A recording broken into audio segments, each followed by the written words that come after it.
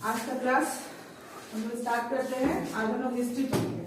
History 3 खंडों में बटा हुआ है ना, प्राचीन इतिहास, मध्यकालीन इतिहास और आधुनिक इतिहास। ठीक है, जाहिर सी बात है हम लोग जब भी स्टार्ट करेंगे तो प्राचीन इतिहास से ही शुरू करेंगे, है ना। प्राचीन चीजों को जानेंगे तभी तो उसके बाद क्या हुआ उसको जानेंगे, फिर अभी क्या हो रहा है आधुनिक इतिहास में, जिस ईयर से लेके अभी तक का क्या हुआ वो हम लोग जानेंगे। लेकिन सबसे पहले सवाल क्या आता है कि इतिहास, है ना, इतिहास है ही क्या। अब जैसे कि अभी आप हैं, अभी आपको अपने पापा या मम्मी के बारे में जानना है, आसानी से जान सकते हैं क्योंकि वो जीवित हैं, आपके साथ है। हाँ, लेकिन क्या है अगर आप अपने दादा परदादा के बारे में जानना चाहेंगे उनसे, तो पॉसिबल है नहीं है। तो उनके बारे में जानने के लिए क्या कीजिएगा, या तो अपने मम्मी पापा से पूछिएगा, या उनके भाई वगैरह अगर होंगे जीवित उनसे पूछिएगा, या उनके खानदान के कोई लोग होंगे जीवित उनके बारे में पूछिएगा। इस तरीके से आप क्या कीजिएगा, जानकारी इकट्ठा कीजिएगा ना। हो सकता है कि उनका लिखा हुआ कोई डायरी मिल जाए आपको, है ना, जिसमें उन्होंने, ऐसे बहुत कम ही लोग अपने डायरी में लिखा करते थे अपने जीवन के बारे में, जो इस चीज को जान गए। जैसे आजकल मैं देख रही हूँ ना, कुंभ और महाकुंभ के नाम पे क्या हो रहा है कि महाकुंभ है तो वहां से ज्ञान देखना चाहिए, ज्ञान प्राप्त करना चाहिए ना। आज के लोग कैसे हैं, जैसा मानसिकता है वैसे लोग हैं, जैसा सोच है वैसा काम कर रहे हैं। तो वहां क्या देखने जा रहे हैं, सुंदर आंखों वाली लड़की, IIT किया हुआ लड़का, और सबसे सुंदर साध्वी कौन है। तो जैसा दिमाग वैसा काम।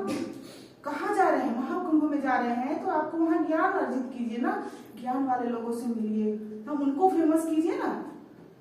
तो आप क्या देख रहे हैं, सुंदर आंखें, IIT करके गया, साधु बन गया, ठीक है, और उसके बाद क्या देख रहे हैं, तो सबसे सुंदर साध्वी कौन है, यही रह गया है ज्ञान का महत्व। ठीक है, तो सोच बदलना पड़ता है।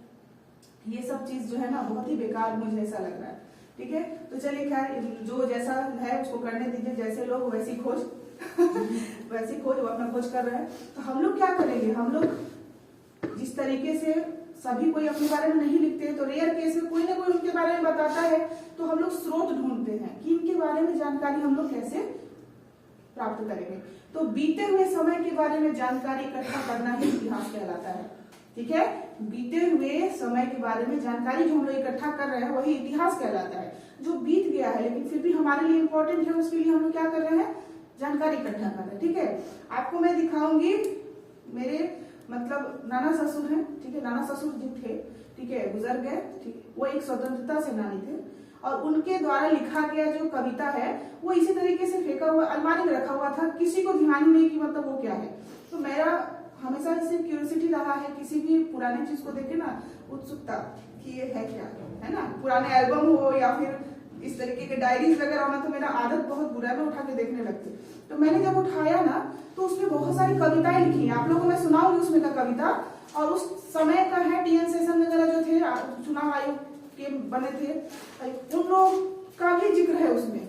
ठीक है, स्वतंत्रता सेनानी थे, स्वतंत्रता सेनानी मतलब समझते हैं ना आप, जब स्वतंत्रता का आंदोलन चल रहा था तो उसमें उन्होंने भाग लिया हुआ था, है ना, उनके द्वारा लिखा हुआ। तो हमारे लिए क्या हो गया, स्रोत हुआ ना उनका, उनके मनोभाव को जानने का, उनके फीलिंग्स को जानने का, वो क्या फीलिंग्स रखते थे और अपने फीलिंग्स को कविता के जरिए व्यक्त करते थे, है ना। तो हमें एक स्रोत मिला, तो ये हमारा लिखित स्रोत हो गया, समझ में आ गया। तो इतिहास हमें एक तो लिखित स्रोत भी मिलेगा, एक बस काल्पनिक ही स्रोत है, जैसे कि सिंधु घाटी का आज तक जो है अभी तक उसका लिपि समझ में आया है,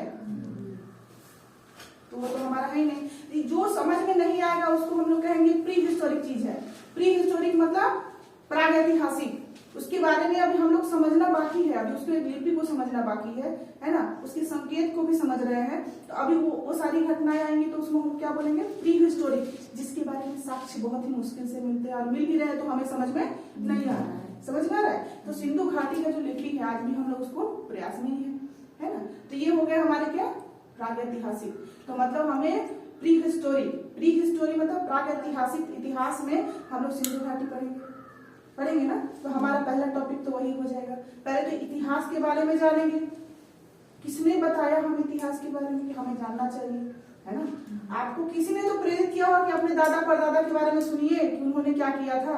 अगर आपको संजोग से पता चलता है कि 4-5 पीढ़ी पहले के व्यक्ति जो थे वो स्वतंत्रता में भाग ले रहे थे, तो आपको ये उत्सुकता होगा ना, भाई कौन थे मेरे खानदान के हैं, उनके बारे में जानने का। आपको जब अपने खानदान के बारे में जानने का है तो सोचिए और भी लोग तो है, आप दिलचस्पी लेंगे। इस तरीके से सबकी दिलचस्पी को पूरा करने के लिए इतिहास लिखा गया। समझ में आ रहा है? इतिहास समझ लीजिए, मेरे लैंग्वेज में यही है। मैंने इसी तरीके से समझा था कि भाई सबको जानकारी मिले, इसलिए इतिहास की रचना हो गई कि भाई ये सबको, जरूरी नहीं है कि मुझे ही इसकी आवश्यकता है, और भी लोगों को जानना चाहिए सभी को। तो प्री हिस्ट्री की शुरुआत हम लोग करते हैं 1851 से, ठीक है। 1851 से कब से हम लोग ने इसको जानना, इकट्ठा शुरू करना शुरू किया कि भाई हमें जानकारी लेना है इसका, ठीक है। तो एक नाम आएगा आपका डैनियल विल्सन का, ठीक है, लिख लीजिए इसको, प्री हिस्ट्री।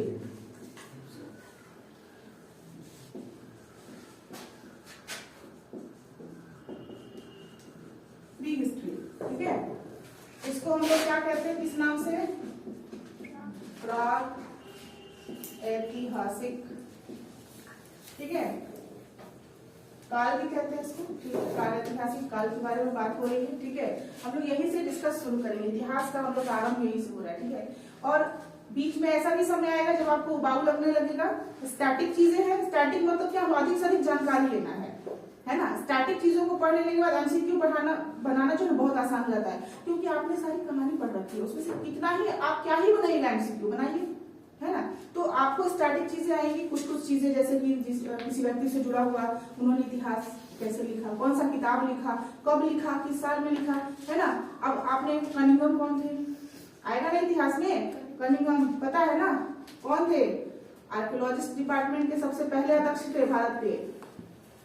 अच्छा चलिए, ये धीरे धीरे हम लोग जानकारी सब प्राप्त करेंगे, ठीक है। तो यहाँ एक हमारा क्या नाम आया आपका, विल्सन का नाम आया, ठीक है, डैनियल विल्सन का। तो यहाँ नाम लिखेंगे सभी कोई, डैनियल विल्सन, ये एक आर्कियोलॉजिस्ट थे, ठीक है। इन्होंने क्या किया था, इन्होंने 1851 में एक बुक लिखा था, ठीक है। 1851 में एक बुक लिखा था, बुक का नाम यहाँ लिखूंगी मैं। लेकिन इन्होंने आखिर बुक लिखा थी, लेकिन इनको याद क्यों किया जाता है, इन्होंने तो बुक लिखा था, है ना। तो ऐसा क्या किया था इन्होंने जो इनको याद कर रहे हैं हम लोग। इतिहास में सबसे पहला व्यक्ति के बारे में हम लोग यही नाम ले रहे हैं, और किसी का नाम नहीं लिया मैम ने। सबसे पहले डैनियल विल्सन को क्यों बता रही है, तो डैनियल विल्सन ने ही सबसे पहला जो है ना इस वर्ड प्राग ऐतिहासिक काल मतलब प्री हिस्ट्री का चर्चा किया है, ठीक है। सबसे पहले इन्होंने ही शुरुआत किया, ठीक है, क्या प्री हिस्टोरी शब्द का उपयोग किया कि हमें जिसके बारे में आज तक हम लोग समझ नहीं पाए हैं उसको प्राग ऐतिहासिक कहते हैं, प्री हिस्ट्री कहते हैं, और इसके बारे में हमें जानकारी लेना चाहिए। तो इसलिए लिखेंगे कि शब्द जो है ना सबसे पहले काम में लाए थे। इस शब्द को, ये वाला शब्द है ना, इसको इन्होंने ही सबसे पहले काम में लाया, ठीक है। डैनियल विल्सन ने ही सबसे पहले इस शब्द को काम में लाया, प्री हिस्ट्री क्या होता है, ठीक है, इसके बारे में लोगों को जानकारी दी। अब इससे इंपॉर्टेंट ये आ गया कि डैनियल विल्सन ने बुक लिखा था कब, 1851 में। और पूछेगा कौन सा बुक था, ठीक है। तो हिंदी में भी मैं लिख देती हूँ, इंग्लिश में भी लिख देती हूँ, ठीक है, दोनों में लिख देती हूँ। मेरा इसमें था कि आपको स्कॉटलैंड में पुरातत्व और प्रागैतिहासिक इतिहास, ठीक है, ये किताब का नाम है स्कॉटलैंड। अब बता सकते हैं स्कॉटलैंड, हमने अभी अभी वर्ल्ड मैप खत्म किया है, स्कॉटलैंड पढ़ा है, हाँ। तो अभी समझ में आ रहा है कि हमने वर्ल्ड मैप क्यों खत्म किया। जब आप पढ़ेंगे इतिहास आपको ऐसे ऐसे नाम अनेकों मिलेंगे, तो आपको पता होना चाहिए कि हम लोग किस कॉन्टिनेंट के बारे में बात कर रहे हैं, है ना, किस महाद्वीप के बारे में बात कर रहे हैं, किस आइलैंड के बारे में बात कर रहे हैं, सब पता चलेगा, ठीक है। तो अभी किसी को याद है कि स्कॉटलैंड कहाँ था, स्टार लगा लीजिए, कहाँ था। चलिए अच्छी बात है, बहुत चेहरा देख के लग रहा है कि पढ़ाई के साथ रिवीजन नहीं हो रहा है, क्योंकि मैं बात नहीं करूंगी मैप का इसमें, इस क्लास में आप लोग ढूंढते रहिए स्कॉटलैंड, ठीक है। स्कॉटलैंड के पुरातत्व, बुक का नाम क्या है,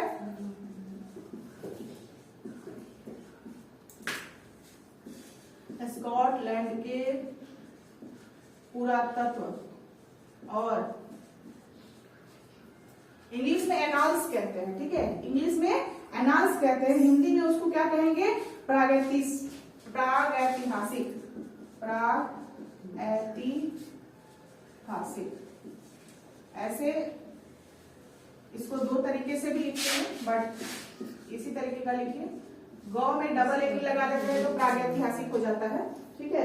तो हमने प्राग अलग लिखा है, ऐतिहासिक अलग लिखा है, ठीक है। तो इतिहास ये एक बुक का नाम है, ये क्या है, बुक का नाम है, और इसको इंग्लिश में लिखेंगे, इंग्लिश वाले लिख लीजिए, the archaeology and the pre historic annals of Scotland. देखिए उसका भी पेन चल रहा है, चलते रहे, सुनिए और उसको चलाते रहिए।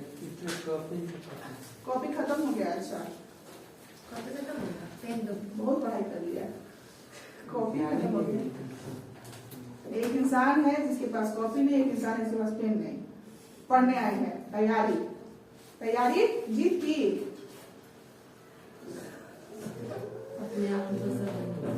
चलिए, तो क्या लिखा आपने, the archaeology and the pre historic annals of Scotland, ठीक है, ये हो गया, ये रहा ये बात, ठीक है। अब क्योंकि हम लोग आज क्या फर्स्ट क्लास है हिस्ट्री का, तो कुछ ऐसे टर्म्स आएंगे जो आप लोग को समझ में नहीं आएंगे। क्या इसमें से किसको किसको पता है कि अगर एडी लिखा जाता है तो क्या होता है और बीसी लिखा जाता है तो क्या होता है, किसको किसको पता है? कंफ्यूज कौन कौन होता है ये बता दो, कंफ्यूज कौन कौन होता है ना कंफ्यूज, उसमें कंफ्यूजन होता है ना। अभी एक एग्जांपल से आपका कंफ्यूजन दूर हो जाएगा, ठीक है। अभी मैं एक एग्जांपल दूंगी और आपका कंफ्यूजन दूर हो जाएगा कि एडी लिखा रहेगा तो क्या समझेंगे और बीसी लिखा रहेगा तो क्या समझेंगे, ठीक है। अभी बस एक एग्जांपल हम लोग समझ लेते हैं, एक टॉपिक हम लोग कर रहे हैं एडी और बीसी का, एक लाइन में मैं समझा दूंगी, इसका लेक्चर नहीं लेना मुझे, और क्लासेस की तरह जो है ना एडी और बीसी में अलग अलग जो 4-4 पेज का एग्जाम्पल होता है नहीं समझाना है, एक एग्जाम्पल, ठीक। गिनती गिनते हैं हम लोग, गिनती करें, गिनती सबको आता है, तो हम लोग करते हैं 1 के बाद अगर हम इधर लिख रहे हैं तो क्या लिखते हैं, 2 3 4 लिखते हैं ना, एंड सो ऑन। अभी 2025 चल रहा है, ऐसे ही है ना, ऐसे ही हुआ होगा। अब जब इधर आएंगे तो माइनस में जाएगा, माइनस में जाएगा मतलब छोटा होता जाएगा, माइनस में जाएगा मतलब छोटा हो जाएगा। तो इधर कुछ भी हुआ हो, है ना, माइनस में कुछ भी साल गया है, तो अगर आपको इस तरीके से मिलता होगा ना, उल्टा गिनती में मिलता है, तो सभी कोई कंफ्यूज जाते हैं ना, ये बाहर हुआ था घटना तो इसका बाद वाला ईयर क्यों दे रहा है ना।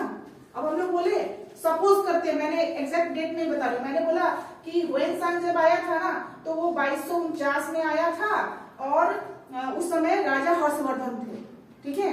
ये कहानी सही है, ये आपको नॉलेज सही है कि जब ह्वेनसांग भारत में आया था तो उस समय जो राजा थे वो हर्षवर्धन ही थे, ठीक है। लेकिन मैंने ईयर बता दिया, ठीक है, और मैंने बोला ना उसके बाद जो है ये चीनी यात्री आए थे, तो मैंने लिख दिया 2248।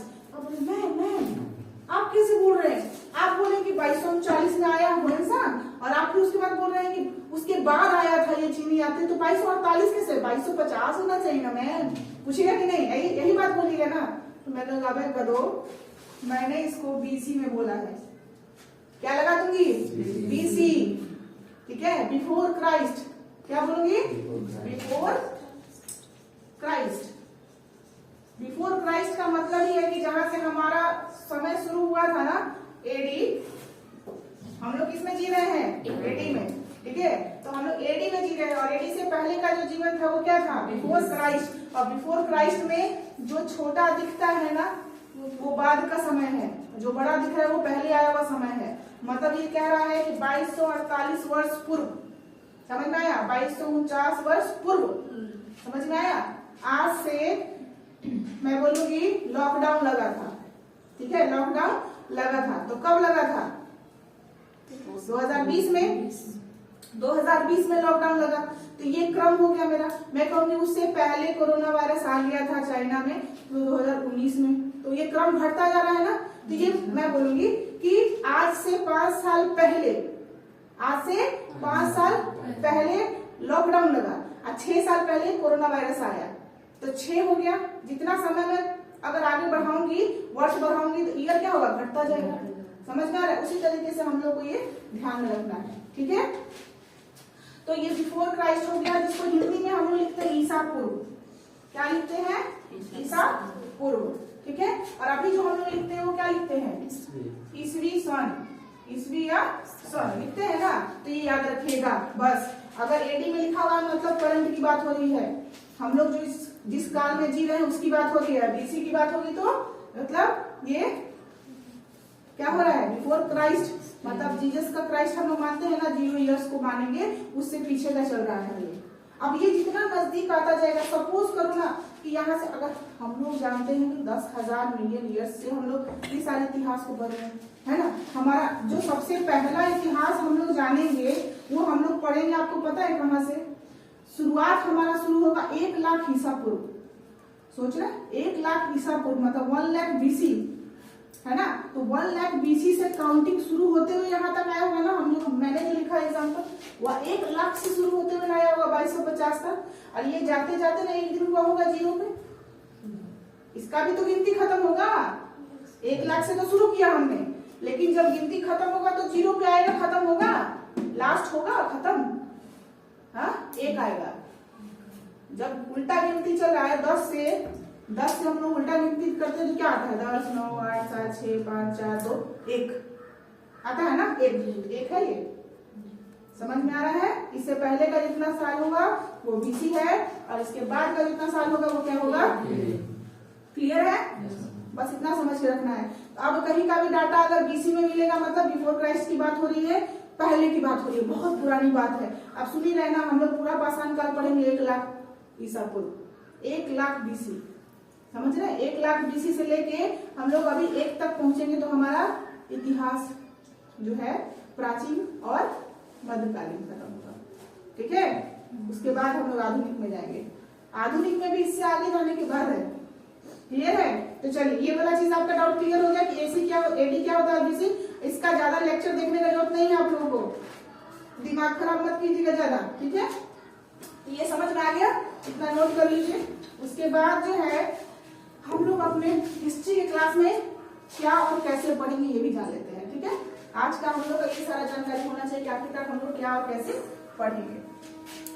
सबसे पहले मैंने क्या बोला, हम लोग सिंधु घाटी पढ़ेंगे ना, सिंधु घाटी सभ्यता पढ़ेंगे, लेकिन उससे पहले जानेंगे इतिहास के बारे में पूरा, किसने कैसे क्या इसको खोजा और क्या पढ़ने को बोला गया हमें।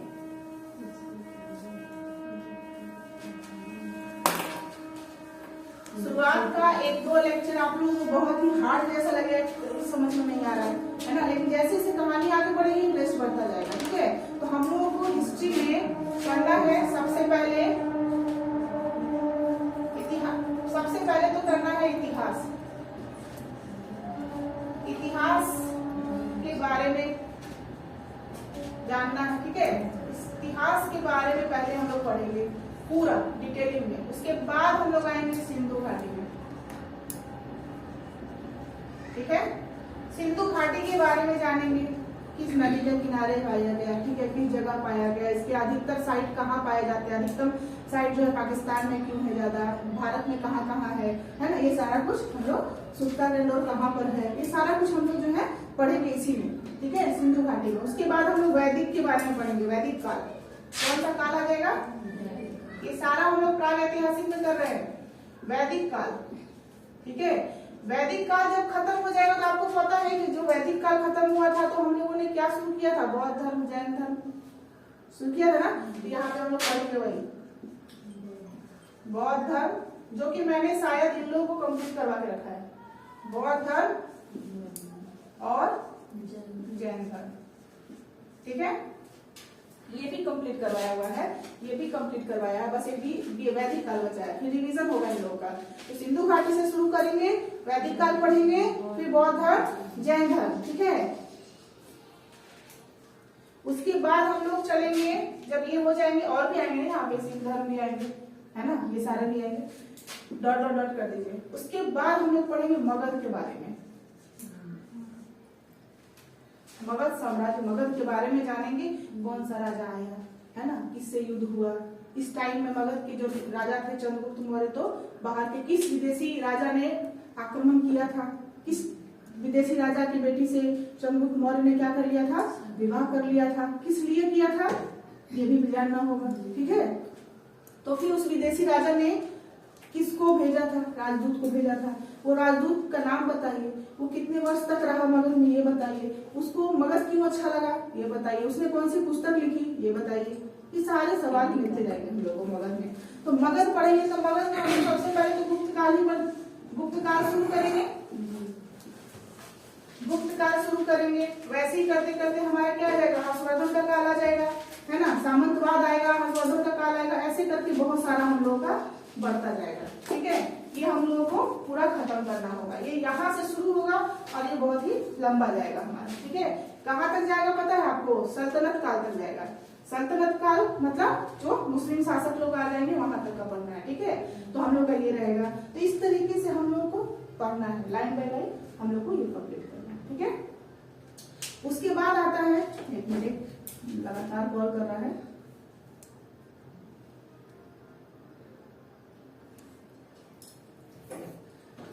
ग्रुप में मैसेज गया था ना छुट्टी के लिए।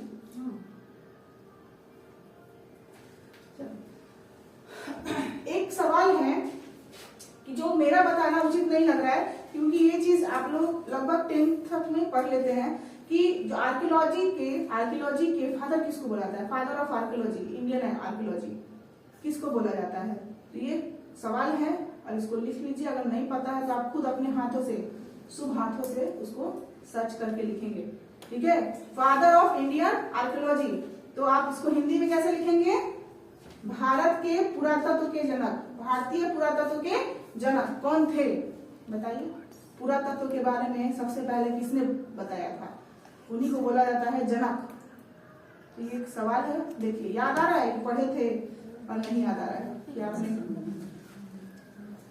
ठीक है, ये क्वेश्चन है होमवर्क आपका। ठीक है, ये आपको खुद से सर्च करना है, बताना है। आगे हम लोग बढ़ते हैं, एक हमारे आएंगे आर्कियोलॉजिस्ट। अच्छा, इनके बारे में जो डैनियल विल्सन है उनके बारे में मैंने बोला कि उन्होंने स्कॉटलैंड का प्रागैतिहासिक लिखा था ना, किताब जो था, तो इससे आप क्या समझ रहे हैं कि वो स्कॉटलैंड के थे, स्कॉटिश थे, क्या थे, स्कॉटिश थे। Hello, good morning. हाँ बोलो, क्लास चल रहा है मेरा, बताओ। हाँ, नोटिस दिया हुआ है अकॉर्डिंग टू डिपार्टमेंट के भारतीय। चलिए सर्च कर लीजिएगा फिर भी। ठीक है, तो हमने क्या पढ़ा, डैनियल विल्सन के बारे में क्या पढ़ा कि वो उन्होंने बुक लिखा था, क्या प्री हिस्ट्री का वर्ड यूज किया था, इसलिए उनको याद करते हैं। ठीक है, और वो कहाँ के थे, स्कॉटलैंड के ही थे, स्कॉटिश पुरातत्व विज्ञानी थे। ठीक है, दूसरा नाम आएगा आपके पास रॉबर्ट ब्रूस फ्रूट। ठीक है, दूसरा नाम आएगा रॉबर्ट ब्रूस फ्रूट। देखिए, हमें आज जो है ना बस समझना है कि क्या क्या पढ़ना है, कैसे पढ़ना है, हमारी तैयारी कैसी होनी चाहिए। और स्टैटिक जब चलेगा ना, ये चलने का मतलब क्या है कि हमारी तैयारी कैसी हो रही है। ये आप लोगों को जो है ना कांस्टेबल की तैयारी नहीं है, ना ही ये दरोगा की तैयारी हो रही है, ये तैयारी हो रही है आपको बीपीएससी लेवल की। ठीक है, क्यों करवा रही हूं मैं, जैसे मोबाइल भी खरीदते हैं ना, तो मोबाइल खरीदते हैं तो एक होता है आईफोन, है ना, और एक होता है आईफोन प्रो, समझ में आ रहा है, एक आईफोन हुआ और एक आईफोन प्रो। तो जैसे जैसे गुण बढ़ता जाता है वो प्रो होता जाता है, वैसे ही हम लोग को तैयारी प्रो तैयारी हो रही है। प्रो तैयारी करेंगे जिससे कहीं से भी क्वेश्चन पूछिए, कोई एग्जाम देकर आइए, आपका क्लियर रहेगा। ठीक है, आपका बस जो डाउट है ना, जो बेस है वो क्लियर होना चाहिए। जितने भी डाउट्स आते हैं हिस्ट्री में, या जितने भी आपको क्या है, क्या रहता है, नॉलेज, बेसिक नॉलेज आपका क्लियर होना चाहिए। इस व्यू से मैं क्लास करवा रही हूँ। नहीं तो ऑब्जेक्टिव बनवाने का काम आसान, बहुत आसान है, मेरे पास पड़ा हुआ है, मैं दिखाया था आपको। एमसीक्यू का बुक कहाँ चला गया यहाँ से, भाई तुम उठाई क्या, पक्का तुम्हें उठाती है।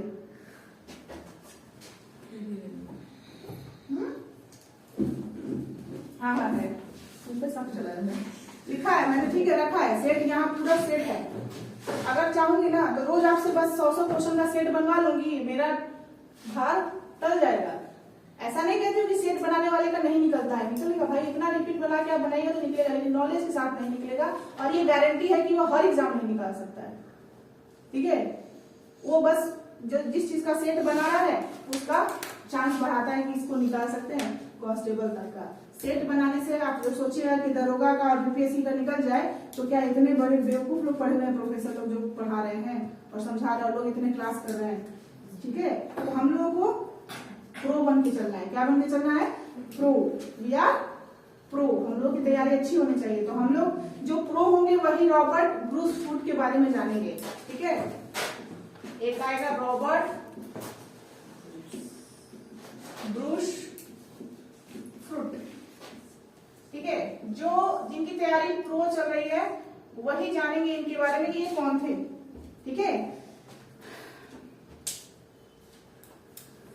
देखिए कनिंघम सबको याद करता है ना, ए कनिंघम है ना, याद कर लेता है सब कि भाई ये कौन थे, तो पुरातत्व के जनक थे, इसलिए हमें इनका नाम याद रखना है। तो ये अकेले आप नहीं याद रख रहे हैं, पूरे एस्पिरेंट को याद है, पूरे एस्पिरेंट को याद है। सबसे वीक जो होगा ना इंसान उसको भी याद है कि कनिंघम जो थे वही पहले अध्यक्ष बने थे आर्कियोलॉजिस्ट डिपार्टमेंट के, इंडियन आर्कियोलॉजिस्ट डिपार्टमेंट के पहले अध्यक्ष बने थे।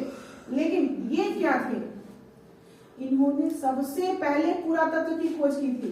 सबसे पहले ये कौन थे? रॉबर्ट ब्रूस फ्रूट ने जो है ना, इनको ही श्रेय जाता है, सबसे पहले पुरातत्व का श्रेय जाता है, पुरातत्व की खोज का श्रेय जाता है। क्या जाता है?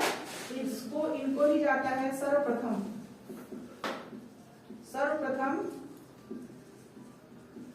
पुरातत्व की खोज का श्रेय जाता है। किनको जाता है? याद रखिएगा, जो नहीं कोई पढ़ रहा है वो हमें याद रखना है, ठीक है। रॉबर्ट ब्रूस फ्रूट उनको जाता है भारत में, भारत में याद रखिएगा, क्योंकि हम लोग किसकी तैयारी कर रहे हैं। श्रेय जाता है यहाँ पर किसका? भारत में,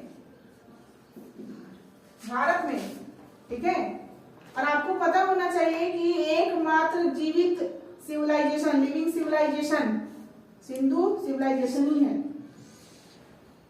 बाकी सब आए और डूब गए, लेकिन आज भी ये सिंधु घाटी सभ्यता जीवित है। उसके बारे में आज भी हम लोग खोजबीन कर रहे हैं, जानकारियां प्राप्त कर रहे हैं, ठीक है।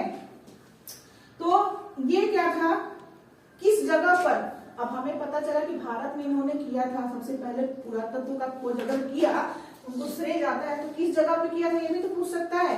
हाँ, तो लिख लीजिए 1863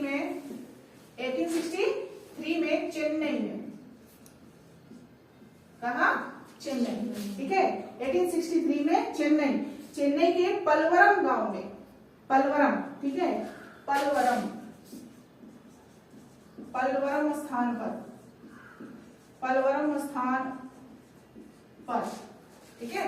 चेन्नई के पलवरम स्थान पर सर्वप्रथम क्या पाए थे? सर्वप्रथम सबसे पहले, देखो ये जिसको हिंदी में दिक्कत हो रहा होगा वो क्या कर लेगा, ऐसे जितने भी इधर नोट्स जितने भी मिलते हैं हिंदी में ही मिलते हैं, इंग्लिश में मिलना मुश्किल है। इसको हम लोग ट्रांसलेट कर सकते हैं, ट्रांसलेट करके बना लेंगे, ठीक है। इसमें कोई आप लोगों को कुंठित होने का बात नहीं कि हिंदी में जा रहा है हम लोग क्या करें, ठीक है। नहीं नोट्स मिलने की वजह से आपको मैं बताऊंगी, और मैं बाहर जाकर नहीं तैयारी कर सकती थी, जिसकी वजह से मुझे यहाँ से पढ़ना पड़ा। और अफसोस की बात है कि सीबीएसई की स्टूडेंट होने के बावजूद भी मुझे हिंदी में तैयारी करनी पड़ी। मेरे लिए बहुत ही टफ था, बहुत ही ज्यादा टफ था, ठीक है। इसलिए आपको मेरे नोट्स हिंदी में मिलेंगे, लेकिन मैं इसको बायलैंग्वेज भी कर दूंगी, इंग्लिश में ट्रांसलेट करके बता दूंगी आपको, ठीक है। तो सबसे पहले कहा 1863 में चेन्नई में, 1863 में चेन्नई में पलवरम स्थान पर सर्वप्रथम इनको क्या मिला था? इनको एक हस्त कुठार मिला था। ये इंपॉर्टेंट पड़ता है, ठीक है, ये इंपॉर्टेंट है। क्या मिला था? हस्त कुठार। हस्त कुठार मतलब क्या होता है? मूसर टाइप का होता है, सब पूछा जाता है, कुछ भी तोड़ा फोड़ा जाता है, पूछा जाता है, वो मिला था, ठीक है। तो हस्त कुठार मिला था इनको, ठीक है। खोज की थी इन्होंने हस्त कुठार की, याद रखिएगा, रॉबर्ट ब्रूस फ्रूट ने किया था, ठीक है। अब क्या होता है, उसके बाद जब ये मिल गया तो उसके बाद शुरुआत हो गई 1904 की। 1904 में क्या हुआ था, कोई बता सकता है? 1904 में भारतीय पुरातत्व विभाग का स्थापना हुआ था। ठीक है, 1904 में, तो लिख लीजिए 1904। देखिए, भारतीय पुरातात्विक विभाग की स्थापना, भारतीय, किसी का हालत खराब हो रहा है हिंदी लिखने में और हमको बहुत ही आनंद आ रहा है, आनंद को आनंद आ रहा है। हाँ, तो भारतीय पुरातत्व विभाग की स्थापना, अरे आर्कियोलॉजिस्ट डिपार्टमेंट, ठीक है, archaeologist department, establishment of archaeologist department. आप बोलो एस्टैब्लिशमेंट भी नहीं लिखने आता है। आजकल की पीढ़ी को हिंदी में भी प्रॉब्लम है और इंग्लिश में भी प्रॉब्लम है। वो लोग इंग्लिश बन के रह गए हैं, इंग्लिश ना हिंदी ना इंग्लिश, इंग्लिश। ठीक है, यही समस्या हो गई है। अब एस्टैब्लिशमेंट का स्पेलिंग पूछ लो, ESTABLISH हो गया। हाँ, ठीक है, एस्टैब्लिशमेंट ऑफ आर्कियोलॉजिस्ट डिपार्टमेंट। और इनके प्रथम अध्यक्ष बनाए गए थे अलेक्जेंडर कनिंघम। लिख लीजिए नाम, एकदम मोस्ट इंपॉर्टेंट है, सभी को याद करते हैं, आप भी याद कर लीजिए। प्रथम अध्यक्ष बनाए गए थे, फर्स्ट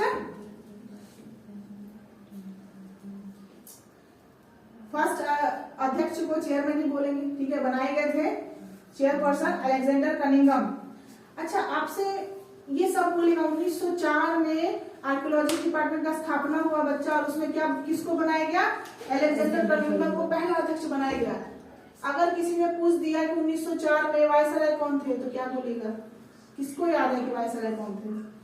बहुत इंपॉर्टेंट है, ये क्वेश्चन पूछेगा ही। अब बिहार का आयोग है तो वो पूछेगा ही, ठीक है, क्योंकि ऐसा यूनिक क्वेश्चन वो निकालते हैं। ठीक है, और आयोग को भी ऐसे ही लोगों की जरूरत है जो कोई नहीं करता उसको ढूंढ के निकाल के लाओ, ऐसा ही काम करते हैं। ठीक है, अब बताइए उस समय में 1904 में वायसराय कौन थे? लिख लीजिए, लॉर्ड कर्जन थे, लॉर्ड कर्जन। अब मैं जब आपको वायसराय का पूरा सीरीज याद करवा दूंगी ना, फिर आप लोग खुद बताइएगा किस साल कौन थे। वायसराय का पूरा एक सीरीज करवाऊंगी मैं।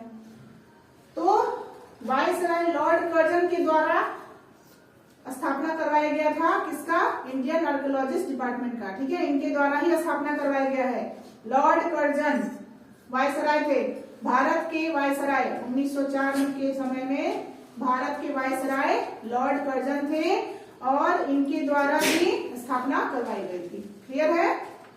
चलिए नेक्स्ट हम लोग चलते हैं। लिखना है आपको, एक शब्द मिलेगा, आपको एक शब्द मिलेगा, प्राइम गेट्स। क्या मिलेगा बाबू?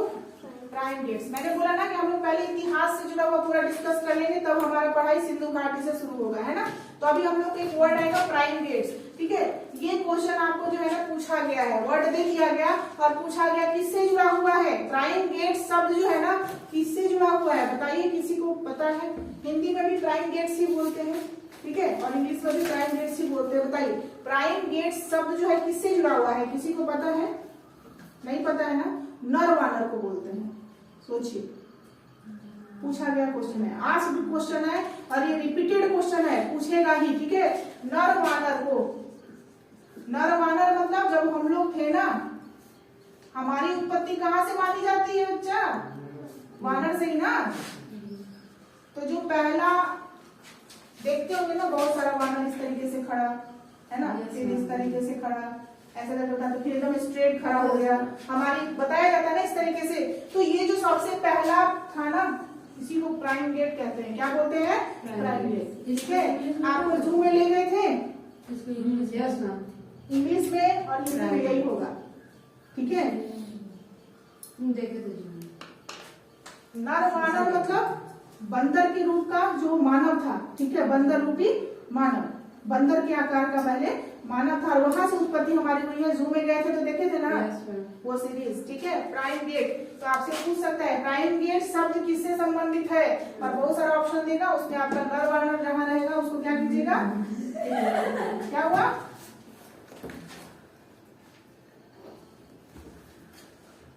अच्छा, नर नारी भी लिख दें? नहीं, वानर रूपी लिखिए ना, बस हो गया, वानर रूपी। तो प्राइम गेट जो था था, एक सिद्धांत था जहां से हम लोग जानते हैं कि मानव की उत्पत्ति कैसे हुई। अच्छा, मानव की उत्पत्ति मैंने पढ़ाया वर्ल्ड मैप के टाइम में, कहाँ हुई थी? अफ्रीका में। अफ्रीका महाद्वीप में हुई थी, है ना। तो इस चीज को ध्यान में रखना है कि मानव की उत्पत्ति अफ्रीका महाद्वीप में ही हुई है और वहां से दो सिद्धांत निकल कर आए हैं। ठीक है, तो दो सिद्धांत निकले हैं। यहाँ एक पहले ऐसे लिखिएगा, यह सिद्धांत, ठीक है, ऐसे करके लिखिएगा। दो ऐसे बोलूंगी ना तो आपको लिखना है, मैं मैक्सिमम बोलूंगी आपको लिखना है, ठीक है। तो पहले वाले में लिखेंगे, यह सिद्धांत मानव की उत्पत्ति वानर से मानता है। क्या मानता है? हाँ, वानर से मानता है। यह सिद्धांत मानव की उत्पत्ति वानर से मानता है, ठीक है। और यहां लिखेंगे मूल स्थान इसका अफ्रीका महाद्वीप माना जाता है। मूल स्थान कहाँ है? अफ्रीका महाद्वीप। तो मूल स्थान लिख के इंप्लाइज का साइन दीजिएगा। इंप्लाइज का साइन ऐसे होता है, मूल स्थान लिख के इंप्लाइज का साइन दीजिएगा और लिख लीजिएगा कि अफ्रीका कॉन्टिनेंट, अफ्रीकन कॉन्टिनेंट में पाया गया है मानव का उत्पत्ति, ठीक है। नेक्स्ट आप लिखिएगा, नेक्स्ट लाइन में लिखिए, लाइन चेंज कर दीजिए और नेक्स्ट लाइन में लिखिए, मानव की उत्पत्ति के दो सिद्धांत, मानव की उत्पत्ति के दो सिद्धांत, मानव की उत्पत्ति के दो सिद्धांत।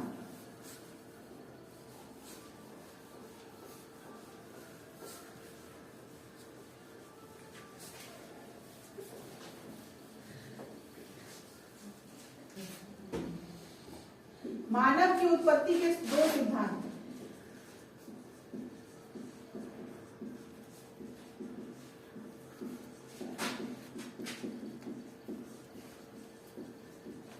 ठीक है। दो सिद्धांत होंगे। पहला नंबर पे लिखेंगे क्षेत्रीय नियंत्रणता का सिद्धांत, क्षेत्रीय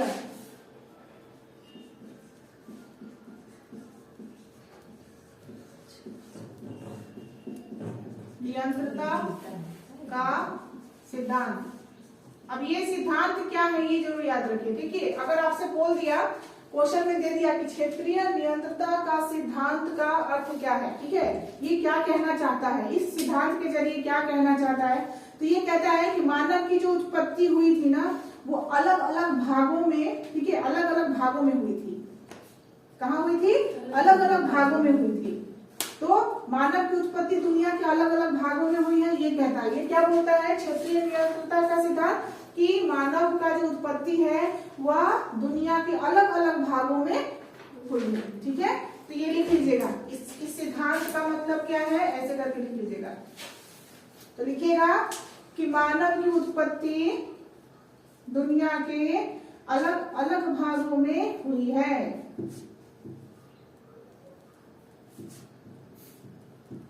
ठीक है। दूसरा आ जाएगा आपको प्रतिस्थापन मॉडल। दूसरा सिद्धांत क्या होगा? प्रतिस्थापन मॉडल। तो दूसरा सिद्धांत कहता है कि मानव की उत्पत्ति जो हुई थी ना, विश्व के एक स्थान पर हुई थी, लेकिन उसके स्थान बदलने की वजह से सभी स्थानों पर पाए जाने लगे, ठीक है। तो इसको हम लोग क्या समझेंगे? पहला क्या बोलता है कि दुनिया के अलग अलग स्थान पे हुआ था, और दूसरा क्या बोलता है कि नहीं, मानव की उत्पत्ति एक ही जगह हुई थी, जैसे अफ्रीका महाद्वीप पे हुई थी, लेकिन उस वहां से जब उत्पत्ति हुई ना, तो अलग अलग जगहों पर जाने की वजह से प्रतिस्थापन हुआ। मतलब क्या हुआ? माइग्रेशन हुआ। वो लोग प्रवास किए, एक जगह से दूसरी जगह जाना शुरू किए, इस तरीके से मानव की उत्पत्ति हुई। तो दो बातें सामने आई कि मानव की उत्पत्ति या तो एक ही भाग में हुई है या अलग अलग क्षेत्रों में हुई है, ठीक है। चलिए इसका लिखिएगा, प्रतिस्थापन मॉडल में क्या लिखिएगा? मानव की उत्पत्ति इस मॉडल के अनुसार, इस सिद्धांत के अनुसार बोला जाता है कि मानव की उत्पत्ति विश्व के एक स्थान पर हुई है, ठीक है, विश्व के एक स्थान पर हुई है तथा अलग अलग स्थानों पर प्रतिस्थापन हुआ है, माइग्रेशन, है ना, एक स्थान से दूसरे स्थान चले गए हैं।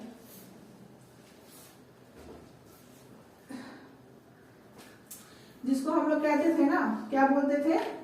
घुमक्कड़ जाति के लोग, है ना, प्रजाति के लोग घुमक्कड़, जो एक स्थान से दूसरे स्थान जाते रहते हैं। ठीक है, इशारा एक दूसरे की तरफ कर रहे हैं, बताइए। हाँ, तो क्या हो गया, अलग अलग स्थानों पर प्रतिस्थापन हुआ है, अलग अलग स्थानों पर प्रतिस्थापन हुआ है। देखिए कुछ छूटना नहीं चाहिए, जो लिखवा रही हूँ ना, कुछ छूटना नहीं चाहिए। कोई ठीक नहीं है कि आपसे कब क्या कोई पूछ दे, ठीक है। तो ये तो रहा कि हम लोग इतिहास में क्या कर रहे हैं, ठीक है। अब आप लिखिए नेक्स्ट टॉपिक, लिखिए इतिहास क्या है। चलिए इतिहास क्या है तो मैंने बताया था ना, अब उसको शब्दों में लिख लेते हैं, ठीक है। इतिहास क्या है, अभी एक दो दिन आपको स्टार्टिंग में प्रॉब्लम होगा, भारी लगेगा, मैं बताकर पढ़ा रही हूँ, भारी लगेगा, लेकिन जब एक कहानी का फ्लो चलेगा ना तो आपको अच्छा लगेगा, ठीक है। अब ये नोट्स अगर आप संभाल के रखिए तो आप बीपीएससी के एग्जाम में दीजिएगा तो आपको बहुत काम आएगा, बहुत ज्यादा काम आएगा, ठीक है। तो लिख लीजिए इतिहास क्या है, इतिहास क्या है, किसी भी राष्ट्र के अतीत के, लिखिए किसी भी राष्ट्र के अतीत के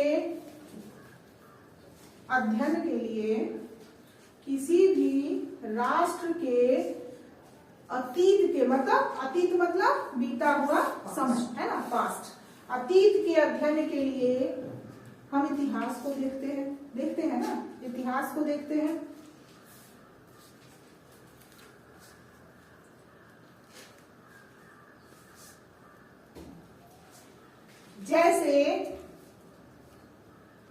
जैसे कोई राष्ट्र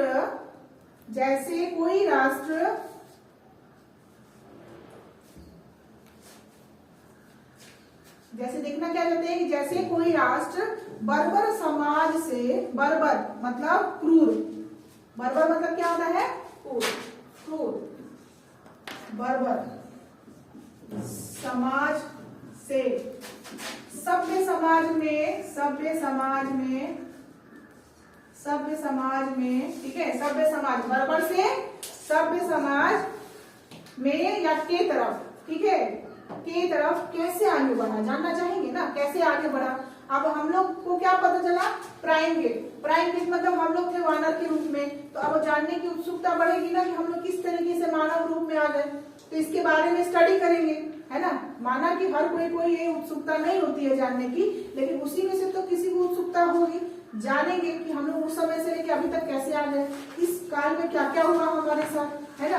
तो जैसे किसी राष्ट्र के बर्बर समाज से सभ्य समाज की तरफ आने कैसे आए, ठीक है, ये जानना। और आधुनिक समाज की ओर, और आधुनिक समाज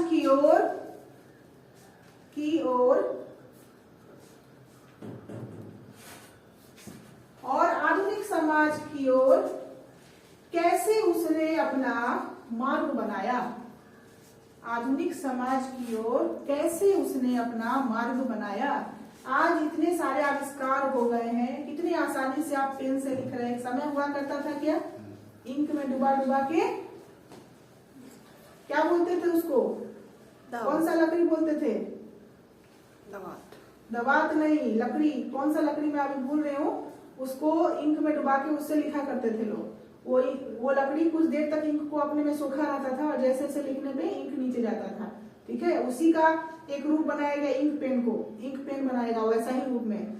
मैं अभी भूल रही हूँ कौन सा वो लकड़ी होता है, बहुत ही अंदर है, मुंह पे नहीं आ रहा है, ठीक है। तो उस रूप से हम लोग पेन तक पहुंचे, ये बदलाव कैसे हुआ जानना चाहेंगे ना हम लोग भी। हाँ, बस हम लोग यूज कर रहे हैं, बस हो गया, आ गया, हो गया, घड़ी पहन रहे हैं, हो गया। जिसमें ये उत्सुकता नहीं है कि ये कैसे बना है, लाइफ में वो कुछ नहीं कर सकता। बहुत बचपना में ऐसा होता है ना, कार खरीद के लाता है ना बच्चा, तो तोड़ के देखता है, तो उस टाइप के माइंड के बच्चे का पहले लोग भविष्यवाणी करते थे इंजीनियर बनेगा, सच में बन जाता था, क्योंकि उसको अपना दिलचस्पी वाला क्षेत्र मिल चुका है, उसने दिलचस्पी दिखाना शुरू कर दिया। अब वो देख रहा है कार कैसे बना है, तो शुरुआत तो उसने अपने खिलौने को तोड़ने से किया ना, और आज के डेट में वो बड़े बड़े कारों को बना रहा है। तो यहाँ तक कैसे आया, ठीक है, फर्स्ट ऑफ ऑल कैसे आया, बस यही तरीका। क्लास में बैठे हैं आप, अपने शादी में नहीं बैठे हैं। चलिए, तो कैसे मार्ग बनाया, तो ये सब चीज चीज जानने के लिए हम लोग क्या पढ़ते हैं, उस देश का इतिहास पढ़ते हैं ना, किसी भी राष्ट्र के बारे में पढ़ते हैं। अब आपने सिंधु घाटी सभ्यता सुना है, तो उसके लिए हमें किस किस देश के बारे में जानना पड़ेगा। अब जब स्टडी शुरू हुआ था तब तो भारत से पाकिस्तान अलग नहीं हुआ था ना जी, तब तो एक ही था ना, तब तो हमने कंबाइंड में पढ़ाई किया होगा ना, उसके बारे में स्टडी किया होगा। आज 1947 में ना अलग हो गया, जिसकी वजह से आज हम लोग कहते हैं कि सिंधु घाटी सभ्यता का अधिकतर जो साइट है, स्थल जो है वो पाकिस्तान में पाया जाता है, कुछ ही स्थल जो है भारत में है ना, गुजरात में, राजस्थान में, महाराष्ट्र में कुछ कुछ पाए जाते हैं। ठीक है, इस तरीके से हम लोग पढ़ते हैं। लेकिन एक समय था जब हम लोग कंबाइंड पढ़ रहे थे, है ना। तो इस घाटी, इस सभ्यता के बारे में पढ़ने के लिए हमने किन किन राज्यों के, देशों के बारे में पढ़ा, पाकिस्तान, भारत, है ना, ये सारा पढ़ा। अफगानिस्तान चले जाएंगे, वो भी पता करेंगे कि क्या वहां भी कोई स्थल पाए गए हैं, है ना, भारत में किस किस राज्य में ये स्थल पाए गए हैं, ये सारा कुछ हम लोग खोज करेंगे। तो भारत क्या है, राष्ट्र है। तो अब आप इस चीज को जानने के लिए भारत का इतिहास पढ़ेंगे, सेम उसी तरीके से इतिहास यही है, यही इतिहास है। ठीक है, तो अब हम लोग क्या करेंगे, अभी मैंने पेन वाला एग्जांपल दिया है ना, तो हमने किससे कंपैरिजन किया, भूतकाल से। भूतकाल पहले इंक में इंक लगाकर उस लकड़ी से, मैं क्यों भूल जा रही हूँ, उस लकड़ी का नाम बहुत अच्छे से मुझे याद था, उससे यूज करते थे। और आज हम लोग के हाथ में पेन है ना, हम लोग ये पेन लिख रहे हैं। तो हम लोगों ने क्या किया, मूल्यांकन क्या किया, भूतकाल का वर्तमान में मूल्यांकन किया कि यहाँ तक पहुंचने का सफर कैसे रहा होगा, है ना। इसी मूल्यांकन को इतिहास बोलते हैं। ठीक है, तो लिख लीजिए, इसको शब्दों में लिखिए कि जब हम वर्तमान का मूल्यांकन करते हैं, जब हम वर्तमान का मूल्यांकन करते हैं तो इसके लिए इतिहास ही मानदंड बनाता है, इतिहास ही मानदंड बनाता है। जब हम वर्तमान का मूल्यांकन करते हैं तो इसके लिए इतिहास ही मानदंड बनाता है ना।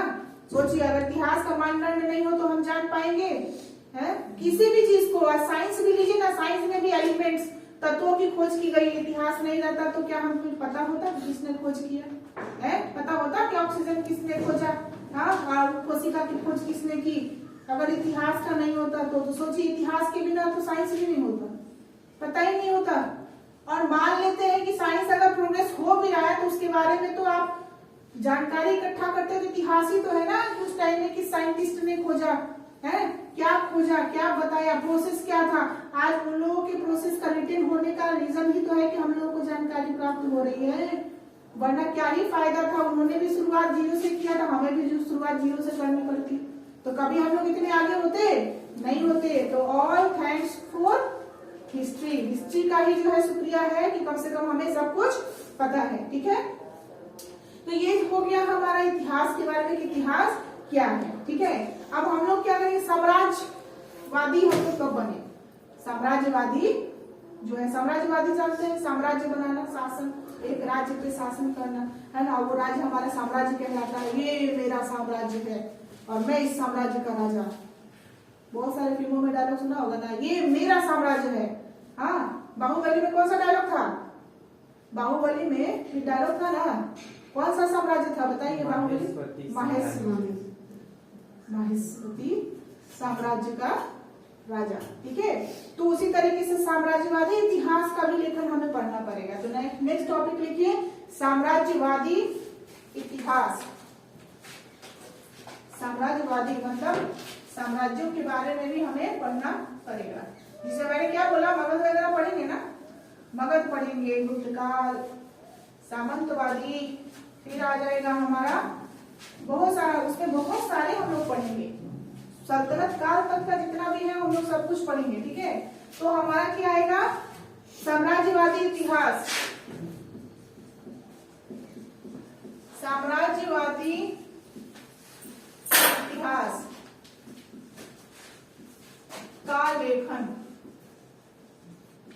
कैसे कैसे लिखा गया, अलग अलग साम्राज्यों के बारे में इन्होंने लिखा। ठीक है, ये सारा हम लोग पढ़ेंगे। साम्राज्यवादी इतिहास में हम लोग क्या क्या पढ़ेंगे। आपको जब काल बांटा जाता है ना, तो काल में भी दिया जाता है कि हमारी शुरुआत आर्यों के आगमन से हुई थी। आर्य आर्य आर्यवंश, आर्य जानते हैं, आर्य आर्य समाज है ना, तो आर्यों के आगमन से हुआ, आर्यों के आगमन से हुआ हमारा ये साम्राज्यवादी इतिहास का शुरुआत। तो हम लोग क्या लिखेंगे, आर्यों का आगमन का सिद्धांत इसमें दिया गया। पहला पॉइंट क्या लिखेंगे, आर्यों के आगमन का सिद्धांत। ठीक है, इसमें हम लोग आर्यों के आगमन का सिद्धांत पढ़ेंगे। अब आर्य क्या, आर्य आए तो उन्होंने क्या किया था, जब आर्य आए थे तो उच्च जातियों के साथ क्या कर दिया था, उन्होंने अपना संबंध स्थापित कर लिया था। ऊंचे ऊंचे, ये सब लिखना नहीं है, आपको बस समझना है। ठीक है, तो जब आर्य आए ना भारत में, तो उन्होंने क्या किया, ऊंचे जाति के लोगों से अपना संबंध अच्छा बनाना शुरू कर दिया। ठीक है, और वहीं से जो होता है ना, ऊंच और नीच जाति का अंतर शुरू हो गया। ठीक है, वहीं से हमारे साथ क्या हुआ, महिलाओं और शूद्रों के साथ जो है ना भेदभाव, हम लोग यहाँ कहाँ तक पढ़ेंगे, वैदिक काल तक। वैदिक काल तक में यही सब चर्चा होगी, किस तरीके से, ठीक है, नीचे जाति के लोगों और महिलाओं के साथ जो हमारा क्या हुआ था, शोषण हुआ था, अंतर हुआ था, किसने साथ दिया था, किसने नहीं दिया था, यही सारा कुछ हम लोग पढ़ेंगे। और किस तरीके से इस बात का फायदा किसने उठाया था, ये भी हम लोग पढ़ेंगे। वैदिक काल में हम लोग सारा शूद्र और महिला के बारे में पढ़ेंगे, कौन से आए, ठीक है, उन्होंने क्या किया भारत में, सारा कुछ हम लोग पढ़ेंगे। ठीक है, लिखना नहीं है, मैं समझा रही हूँ, जो बस उसको समझना है कि भारतीय जनता पर शासन करने के लिए, भारतीय जनता पे आज अगर हम लोग देखते हैं तो शासन करने के लिए क्या जरूरी है, जाति और धर्म है। यादव जी है तो यादव जी को ही वोट देंगे, सहनी जी है तो सहनी जी को ही वोट देंगे, है ना, मुस्लिम है तो मुस्लिम को वोट देंगे, हिंदू है तो हिंदू को जिताएंगे, यही वाला भावना है ना। राजनीति क्या है, यही तो है, अकल का तो राजनीति है ही नहीं। जिस दिन बुद्धि का राजनीति होता तो हमारा देश जो है ना बहुत विकसित होता, क्योंकि हमारे देश में जितने बुद्धि वाले लोग हैं ना, जो शार्प माइंड है, उसको यूज नहीं किया जाता है। शार्प जितने माइंडेड है ना, जो बाहर जाके इतना ऊंचा ऊंचा काम करते, बड़ा बड़ा काम करते, क्या वो अपने देश में नहीं कर सकते थे, नहीं कर सकते, क्योंकि यहाँ पे उस तरीके का माहौल नहीं दिया जाता है हमको। ठीक है, यहाँ पर क्या होता है, अपने बच्चों तक को लोग सिखाते हैं, वो हिंदू है ना तो उसके यहाँ का खाना मत खाना, वो मुस्लिम है ना तो उसके यहाँ का खाना मत खाना, है ना, इस तरीके की भावना बचपन से ही दिया जाता है। ठीक है, गलती से कोई एक बच्चा को मैंने देखा ना, मुस्लिम बच्चा था, उसने क्या किया ना, मंदिर में प्रणाम कर लिया, घर में जाके बोला तो उसकी मम्मी ने डांटा उसको कि आप मंदिर में जाके कैसे प्रणाम कर सकते हैं, आप नहीं कर सकते हैं, ये उसके जो है ना क्या किया आपने, नाफरमानी किया, उसका अपमान किया आपने, अल्लाह का अपमान कर दिया। कैसे अपमान हो गया, आप एक तरफ सिखाते हैं गॉड इज वन, तो कहीं भी बच्चा खड़ा हो जाए वहां से ही उसको ऊपर वाले को धन्यवाद कर रहा है, सम्मान दे रहा है, तो आपने बच्चे में पहले से डाल दिया और बाद में कहते हैं हाय हाय सरकार हमें हिंदू मुस्लिम कह के लड़वाती है। तो आप क्या कर रहे हैं, आपने कौन सा अपने बच्चों को सिखा दिया कि ये नहीं करने को, हमने कुछ किया नहीं, सारा दोष किसका है, सरकार का दे देते हैं। आपको तब तक ही यूज किया जाएगा जब आप यूज होना चाहते हैं। जिस दिन आपने तय कर लिया कि मुझे कोई उपयोग नहीं करेगा, तो किसी में इतनी हिम्मत नहीं है जो आपका उपयोग करे। अभी हमारी जनता चाहती है कि लो उपयोग करो, पोछा बनाओ, कुछ भी बनाओ, है ना, तो वैसा ही होगा। तो यहाँ क्या कर रहा है कि शासन करने के लिए जो है ना, जब आर्य लोग भी आए ना भारत में, तो उन्होंने पहले क्या बोला कि हम लोग इनके जैसा बनना है। ठीक है, अब इनके जैसा बनना है मतलब हाव भाव, पहनना उड़ना, खाना पीना, वेशभूषा, सब कुछ जो है ना भारतीय लोगों की तरह करने लगे। ठीक है, यही रूल अंग्रेजों ने भी अपनाया था। पहले तो अंग्रेजों ने अपनाया था, लेकिन बाद में उन्होंने क्या किया, अपना चीज थोपा भारत के संस्कृति पर, थोपा ना। ठीक है, आज भी वही है, हम लोग न्यू ईयर मनाते हैं ना, तो उन्हीं का दिन है। हम लोग का नववर्ष कब शुरू होता है, अप्रैल में, फागुन में। अगर सही तरीके से देखा जाए तो हमारा नववर्ष जो है खरमास खत्म होता है 14 जनवरी को माना जाएगा। खिचड़ी जो होता है ना, माना जाएगा कि हमारा शुरुआत उस दिन से होता है, 1 जनवरी से नहीं होता है हमारा। ठीक है, ये जो भी हम लोग संडे मंडे बोलते हैं ये सब भी हमारा नहीं है। हाँ, जनवरी फरवरी हमारा नहीं है। तो चलिए, उन्होंने पहले हमारे संस्कृति को अपनाया और फिर अपना लाद दिया। लेकिन आज देखिए कि हमारे संस्कृति को पूरे देशों में, अलग अलग देशों में रेस्पेक्ट दिया जाता है, माना जाता है, और हम लोग अपनी ही संस्कृति को रेस्पेक्ट नहीं करते हैं। ठीक है, वेस्टर्न कल्चर को अपनाया हुआ है हमने आज भी। मतलब यूरोप हमें छोड़ के चला गया, लेकिन हमने यूरोप को नहीं छोड़ा। ठीक है, हमने अभी भी यूरोप को पकड़ के रखा है। तो ये सारी जब कहानी आई तो एक आए विलियम जोन्स। क्या है, इसी में लिखेंगे। ठीक है, विलियम जोन्स। जहां लिखना होगा बस वही लिखिएगा, बाकी आपको बस कहानी सुनना है। पीडीएफ मिल जाएगा आपको। ठीक है, पीडीएफ इसका मिल जाएगा, आराम से देखते रहेगा। तो एक आए हमारे विलियम जोन्स। हाँ, इन्होंने क्या किया, तो विलियम जोन्स ने 1784 में, 1784, ये सब याद रखिएगा, तिथि याद रखना है हम लोगों को, डेट याद रखना है। ठीक है, तो विलियम जोन्स ने 1784 में एक एशियाटिक सोसाइटी बनाया। क्या बनाया, एशियाटिक सोसाइटी, नाम लिख लीजिएगा। इन्होंने क्या बनाया, एशियाटिक। अब इसको इंग्लिश में भी लिख सकते हैं,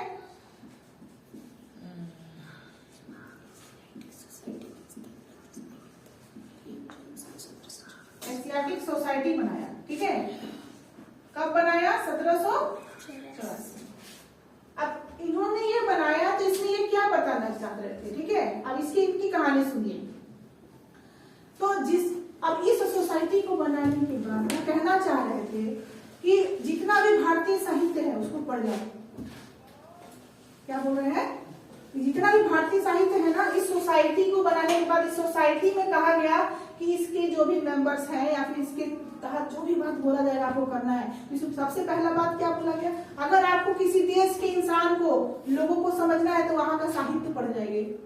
क्योंकि साहित्य क्या है, इंसान जो खुद है वही लिखता है ना, कहानियों के जरिए, कविताओं के जरिए लिखता है कि नहीं लिखता है। तो इन्होंने कहा कि जितने भी भारतीय साहित्य है ना उसको पढ़िए, उसको ट्रांसलेट कर दीजिए इंग्लिश में, ताकि हम लोग पढ़ सके। हिंदी और संस्कृत तो पढ़ नहीं सकते थे, तो उन्होंने कहा कि ट्रांसलेट कर दीजिए। ठीक है, इसी सोसाइटी के जरिए। ठीक है, तो उन्होंने कहा कि भारतीय साहित्य, ठीक है, धार्मिक पुस्तकें मतलब भगवद गीता, महाभारत, रामायण, पुराण, बाइबल, ये सारे क्या है, आप बाइबल तो खैर बाद की बात है, समझिए उन्हीं का है।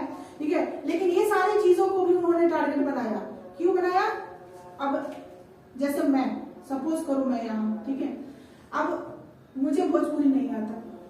ठीक है, लेकिन मैंने आपको इम्प्रेस करने के लिए क्या किया, मेरे मन में साजिश चल रही थी। मैंने कहा ना कि इन लोगों को अगर अपना बनाना है तो भोजपुरी सीखना पड़ेगा ना। इनकी भाषा को समझा है, या मैं अपनी बात को अगर इनको समझाना चाहती हूँ या इनको अपनी तरफ खींचना चाहती हूँ तो क्या करूंगी, मैं चाल चलूंगी, कहूंगी भोजपुरी सीख लेती हूँ, भोजपुरी में बात करूंगी, ये लोग मेरे तरफ हो जाएंगे, कहेंगे देखो बाहर की मैम होके भी भोजपुरी हमारे लिए सीख रही है, हमसे भोजपुरी में बात करती है ना, हमारे भाषा को कितना अच्छा रिस्पेक्ट दे रही है। यही काम करना था। धर्म की चीजों को तो हम लोग बोलेंगे भाई बताओ ना, तुम लोगों की जाति में क्या क्या होता है, तुम्हारे धर्म में क्या क्या होता है, ये सब क्या है ना जानकर और आपको मैनिपुलेट करने वाला काम कि भाई हम बहुत अच्छे हैं, देखिए हम कितना रेस्पेक्ट करते हैं आपके धर्म का, है ना, इस तरीके का बात। तो धार्मिक पुस्तकों जो था ना सबको क्या कर दिया, अंग्रेजी में अनुवाद करवा दिया। तो लिख लीजिएगा, ठीक है, इंग्लिश ट्रांसलेशन करवाया था किन किन चीजों का, तो साहित्य का, भारतीय साहित्य का, उसके बाद धार्मिक ग्रंथों का। ठीक है, जैसे कि धार्मिक ग्रंथ में कौन कौन आ जाएगा, लिख लीजिएगा आप लोग, भगवद गीता। ठीक है, सबसे पहले तो उन्होंने भगवद गीता को ही ट्रांसलेट करवाया था। भाई अर्जुन और कृष्ण का संवाद, कृष्ण ने जो ज्ञान दिया है वो ज्ञान, मैं तो कृष्ण को गुरु ही मानती हूँ, और उनके दिए गए हर एक जो है ना श्लोक को बहुत ही अच्छे से मैंने पढ़ रखा है, समझ रखा है। और रियलिटी है कि उसमें अगर आपने भगवद गीता का एक एक श्लोक पढ़कर समझ लिया ना, तो जीवन में किस तरीके से आपको संघर्ष करना है और किस तरीके से कठिनाई से निकल कर बाहर एकदम योद्धा की तरह आना है, ये आप कर लेंगे। फिर आपको किसी भी कृष्ण की जरूरत नहीं होगी। ठीक है, कृष्ण की जरूरत नहीं, कोई कृष्ण आएगा हमको बचाएगा, ये वाला बात नहीं। उन्होंने लिखा है जो स्वयं की मदद नहीं कर सकता वो मेरा भक्त नहीं, वो मेरा शिष्य नहीं, वो मेरा कोई नहीं। समझ में आ रहा है? तो स्वयं की मदद। तो यहाँ से भगवत गीता को किया गया और उसके बाद जो है ना अभिज्ञान शकुंतलम को ट्रांसलेट करवाया। तो 2 नाम जरूर लिख लीजिएगा, किसको किसको। तो एशियाटिक सोसाइटी में बोला गया कि भारतीय साहित्य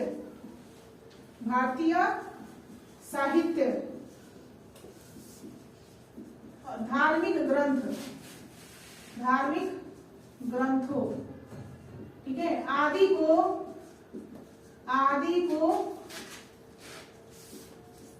अंग्रेजी में अनुवाद करवाया। ठीक है, अब भारतीय साहित्य में किसका नाम आया? अभिज्ञान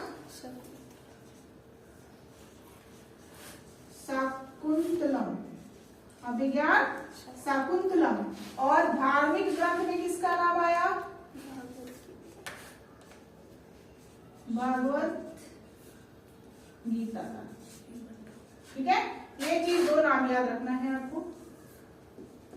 किसके तहत करवाया गया अनुवाद? एशियाटिक सोसाइटी बनाया गया, उसमें बोला गया कि अगर आपको यहाँ के लोगों पे करना है ना तो ये कीजिए। ठीक है, ये सब हम लोग किस में पढ़ रहे हैं? साम्राज्यवादी इतिहास के लेखन में पढ़ रहे हैं। ठीक है, इन्होंने किया। तो ये क्वेश्चन आपको आता है कि एशियाटिक सोसाइटी का स्थापना किसने किया था? कब किया था? ठीक है, अब जब बीपीएससी के लेवल में जाएगा तब ये पूछेगा कि उस एशियाटिक सोसाइटी के में क्या बोला गया था, है ना। और ऑप्शन देगा, बहुत सारा ऑप्शन देगा, 4 ऑप्शन देगा, 5 देगा, उसमें से आपको सही बताना है। ठीक है, ये हो गया। अब इसके अलावा उन्होंने क्या बोला? एक तो हो गया ये पहला पॉइंट, तो इन्होंने ये बदलाव किया। दूसरा क्या कह रहे हैं कि ईसाई मिशनरियों को ले आइए। मिशनरीज मतलब जानते हैं ना, ईसाई मिशनरी, ईसाई धर्म के प्रचार प्रसार के लिए आप ले आइए। स्कूल भी ईसाई मिशनरी वाला ओपन कर दीजिए, विद्यालय महाविद्यालय ये सारे। ठीक है, तो इसके अलावा ईसाई मिशनरियों के द्वारा भी भारतीय जनता पे क्या हो गया था? भारतीय जनता पर धर्म परिवर्तन का दबाव बनाया गया था, दबाव भी किया गया था, प्रयास किया गया था।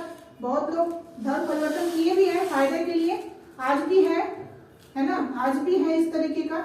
और ये हम लोग धर्म के नाम पे नहीं बोल सकते हैं कुछ भी क्लास में, इसलिए ऑफलाइन क्लास में हम लोग बात करेंगे। ठीक है, चलिए। तो साम्राज्यवादी इतिहासकारों का क्या मानना था? जैसे ये साम्राज्यवादी इतिहासकार थे, उनका दृष्टिकोण था, उनमें से एक साम्राज्यवादी इतिहासकार थे रामशरण शर्मा। ठीक है, नाम लिख लीजिएगा। नेक्स्ट पॉइंट, इसमें दूसरा में ईसाई मिशनरियों ने भी लिख लीजिएगा, रामशरण शर्मा। ठीक है, इन्होंने क्या किया था, इनके बारे में कहानी सुनिए। ठीक है, तो जो साम्राज्यवादी इतिहासकार थे उनमें से एक इतिहासकार रामशरण शर्मा थे, और वो कुछ इस तरीके से, बहुत अच्छे तरीके से समझाते थे कि अंग्रेज भारत के इतिहास की व्याख्या अपने उद्देश्यों को प्रेरित होकर करता है। ठीक है, इतिहास का ही उपयोग करता है। अंग्रेज क्या कर रहे थे? हमारे भारत के इतिहास का ही उपयोग कर रहे थे अपने आप को आगे बढ़ाने के लिए। ठीक है, ये किसने बोला है? अंग्रेजों ने। ये लाइन दे सकता है आपसे। ठीक है, बोलेगा कि किसने कहा है कि अंग्रेज भारत के इतिहास की व्याख्या अपने उद्देश्यों से प्रेरित होकर करते हैं? रामशरण शर्मा जी ने बोला था। ठीक है, तो ये जब